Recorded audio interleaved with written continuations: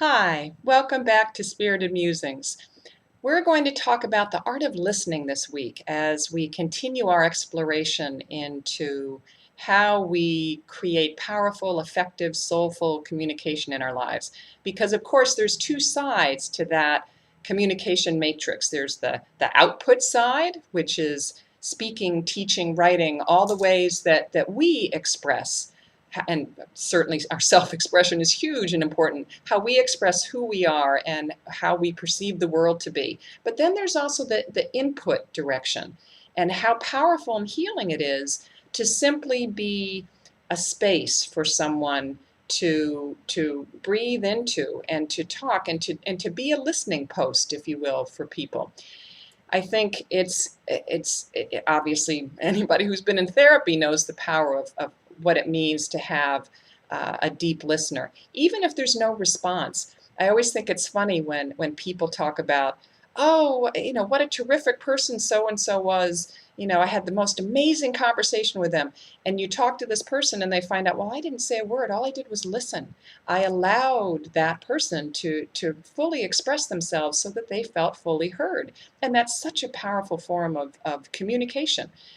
So think about that. Think about the ways that you are a deep listener for people in your life and ways that you can create space for that to happen. You can certainly invite it to, but then just practice, a little bit of homework this week. Just practice listening deeply, not responding. We feel so drawn to respond and to just, being a light presence for someone.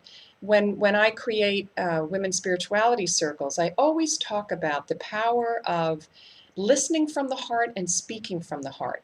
There's a wonderful phrase that I often use that's from an old feminist book from the 1970s, I think, by Nell Morton, where she talks about hearing each other into speech, just creating a sacred environment where people can feel fully heard, which then helps them feel fully seen and acknowledged and everything else.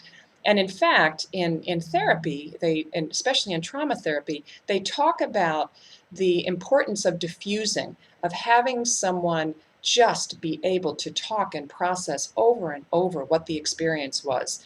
And I can tell you, boy, one of the most amazing memories that I have was right after September 11th. And I'm in New York City, and so I needed to do a lot of processing. And of course, was also hearing from clients and other people who just needed to talk, just needed to get it out.